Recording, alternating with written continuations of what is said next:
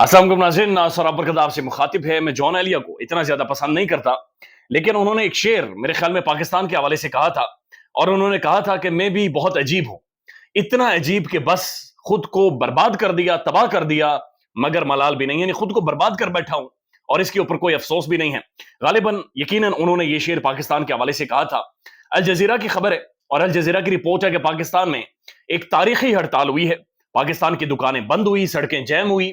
पूरे मुल्क में पहिया जाम, यानी बिल्कुल मुल्क स्टैंड स्टिल पर आ गया और सब चीजें बंद होकर रह गई, जैम होकर रह गई। पाकिस्तान का मीडिया अटखेलियां खेलता रहा, अता को दिखाता रहा, पाकिस्तान का मीडिया सियासत करता रहा और इसके ऊपर खामोश रहा। आज पाकिस्तान में एक तारीखी हड़ताल हुई है और उसकी वजह यह है कि लोग बिल्स नहीं दे सकते, लोग सड़कों पर हैं, लोग बाहर निकल आए हैं, लोग बिलक रहे हैं, लोग तड़प रहे हैं, बर्बाद हो गए, तबाही फिर गई है। लेकिन किसी को मलाल नहीं, किसी को कोई इसकी परवाह नहीं है, किसी को कोई इसका होश नहीं है, किसी के कानों के ऊपर से कोई जू नहीं रेंग रही। पाकिस्तान और भारत का जो मैच ड्रॉ हुआ है ये हमारे पड़ोसी मुल्क श्रीलंका में हुआ। मैं रिसेंटली कोलंबो से होकर आया हूं। आप यकीन करें, श्रीलंका एक डिफॉल्टेड कंट्री है, डिफॉल्ट हो चुका है, हाथ खड़े कर चुका है दुनिया के सामने, बर्बाद हो गया है।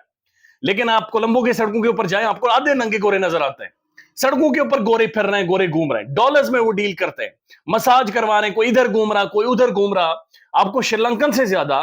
कोलंबो के सड़कों पर आपको गोरे नजर आते हैं। रात की मैं 11 बजे भी रात को घूम रहा था वहां पर, उस वक्त भी आधे नंगे गोरे वहां पर घूम रहे थे। लेकिन ये इस्लामाबाद दुनिया का खूबसूरत तरीन दारुल हुकूमत, ढूंढने से भी आपको कोई एक फॉरनर यहां पर नहीं मिलता। उसकी वजह यह है कि हम ड्रामेबाजियां करते हैं, हम नफरत फैलाते हैं और हम ऐसे नैरेटिव्स बनाते हैं कि जिससे दूसरों की जान को खतरा होता है। आप सिर्फ ये देख लीजिए, पाकिस्तान की सबसे बड़ी सियासी जमात नून लीग, उन्होंने भी एक मजहब कार्ड खेला, यानी कि अपने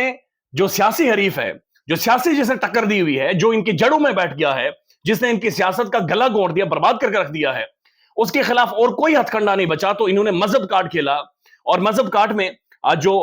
जेफरी रॉबर्टसन है गालिबन और उनकी एक लॉ फर्म है, उसको सामने रखते हुए कहा कि जनाब इमरान खान यहूदी लॉबी का हिस्सा है। और चूंकि जो जेफरी रॉबर्टसन है उसकी जो लीगल फर्म है, उसने इससे पहले सलमान रुश्दी, जो वो मलून, वो एक दरिंदा, जिसने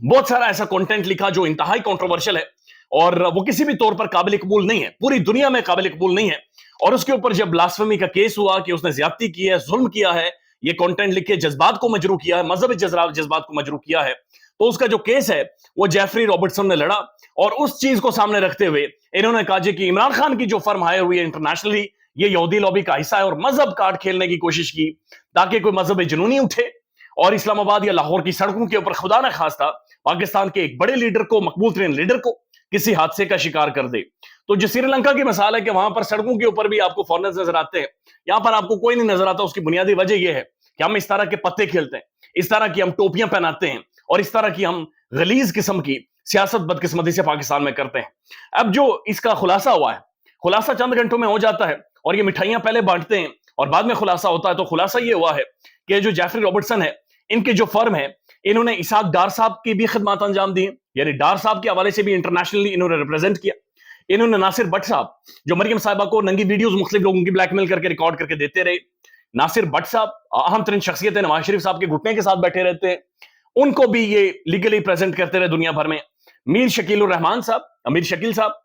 जियो न्यूज के मालिक, जिन्होंने कहा था कि मेरा मतलब खबरों से नहीं है, मेरा बिजनेस है, मेरा कारोबार है, मैंने जाहिर है अपना कारोबार भी देखना है। तो उनके वकील भी ये फर्म रही है, यानी जेफरी रॉबर्टसन की जो फर्म है, लीगल फर्म है, ये उनकी भी उन्होंने दुनिया भर में इंटरनेशनली लीगल मामलात को देखा है। ताहिर अशरफी साहब ने भी यहां पर प्रेस कॉन्फ्रेंस की, और भी बहुत सारे मौलवी हजरात उठकर आगे जलाल में आए, गुस्से में आए और उन्होंने कहा कि यहूदी लॉबी को यहां पर हायर किया गया है। और उसके बाद जो ये प्रेस कॉन्फ्रेंसेस होती हैं, पाकिस्तान का सारा मीडिया सब कुछ छोड़ छाड़ कर ये प्रेस कॉन्फ्रेंसेस दिखाता है, नैरेटिव बिल्डिंग की जाती है, फिर उसके टिकर्स सोशल मीडिया पर फैलाए जाते हैं और फिर जगह जगह पर शेयर भी किए जाते हैं। तो ये हमारा मजाज है, ये हमारी पॉलिटिक्स है, ये हमारे शौक है, ये हमारे शशके हैं। इस तरह से पाकिस्तान के अंदर सियासत की जाती है। हालांकि जो जेफरी रॉबर्टसन की जो फर्म है, लीगल फर्म है, दुनिया भर में यह बात मशहूर है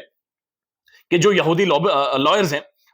इजराइल के लॉयर्स हैं, वो दुनिया में सबसे ज्यादा कॉम्पिटेंट लॉयर्स हैं। और वो दुनिया भर में जो भी आप लीगल मामलात को देखते हैं, अगर आपने मुल्क से, पाकिस्तान से बाहर लीगल फर्म को हायर करना है या लॉयर को हायर करना है, तो कहा जाता है अक्सर कि किसी यहूदी वकील को हायर करें, चूंकि उनकी कंपिटेंस जो है बैनुल अक़वामी लॉज में, इंटरनेशनल कवानीन में, लॉज में वो तगड़ी रहती है। लिहाजा ना तो इसाक डार साहब ने गलत किया था, نہ تو ناصر بٹ صاحب نے غلط کیا تھا، نہ میر شکیل نے غلط کیا اور نہ خان صاحب نے غلط کیا، لیکن چونکہ عطا تارڑ صاحب، مریم صاحبہ، ان کا مقصد یہ ہے کہ انہوں نے کسی نہ کسی کو حادثے کا شکار کرنا ہے، لہٰذا انہوں نے ایک پریس کانفرنس کی اور پاکستان کے نیوز چینل نے اسے بھرپور طریقے سے دکھایا۔ ایک تو یہ خبر ہے۔ دوسری خبر یہ ہے کہ سائفر کا جو معاملہ ہے، جس کے اندر نہ صرف پاکستان، عمران خان، پاکستان کا فارن آفس، پاکستان کی خارجہ پالیسی، بلکہ امریکہ بھی اس کے اندر شامل ہے۔ تو یہ صرف معاملات عمران خان کے گرد نہیں چل رہے اٹک جیل میں، اس میں پاکستان کی پوری فارن پالیسی اور امریکنز کی جو ڈاکٹرن ہے، ریجیم چینج جو پالیسی ہے، جو اسٹیٹ ڈپارٹمنٹ کی پالیسی ہے، ڈاکٹرن ہے ریجیم چینج کی، اس کے حوالے سے جو سیکرٹ معاملہ ایک کیس چل رہا ہے اٹک جیل کے اندر، جہاں پر صحافیوں کو رسائی نہیں ہے، جہاں پر جرنلسٹ نہیں جا سکتے، وہ ساری پروسیڈنگز کو سن کر رپورٹ نہیں کر سکتے، آج وہاں پر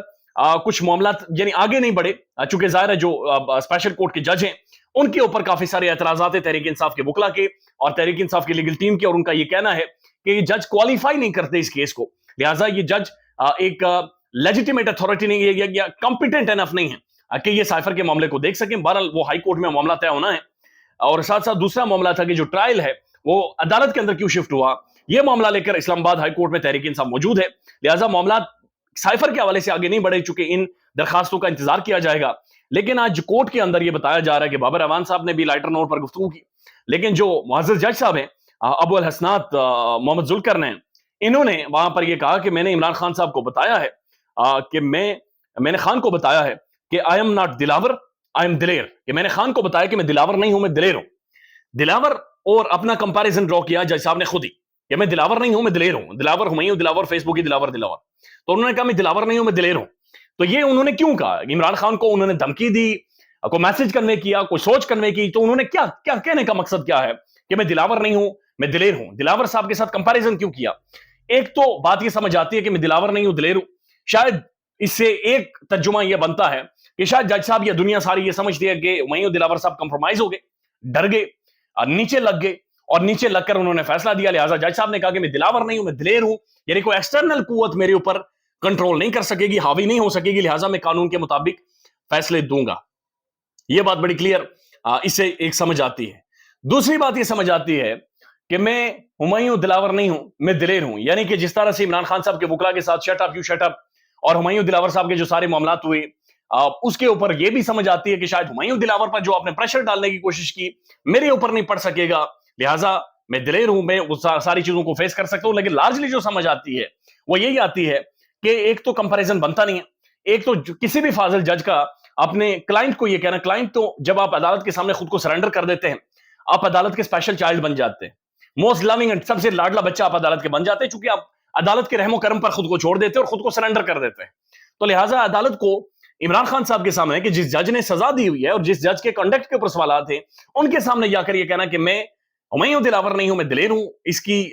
کیا تشریح ہو سکتی ہے؟ یہ کمپیریزن کیوں کیا گیا ہے؟ پاکستان میں اس کے اوپر ڈیبیٹ اور ڈسکشن جاری ہے کہ یہ آخر معاملہ کیا ہے اور یہ کس طرف معاملہ جاتا ہوا دکھائی دے رہا ہے۔ بہرحال امریکہ بھی اس کے اندر انوالو ہے اور لیٹس سی کہ یہ رزلٹ کس طرف نکلتے ہیں۔ آخری خبر، اور یہ بڑی افسوسناک خبر ہے اور یہ بھی بڑی خبر ہے، پاکستان اور بھارت کا جو میچ ہے ڈرا ہو گیا،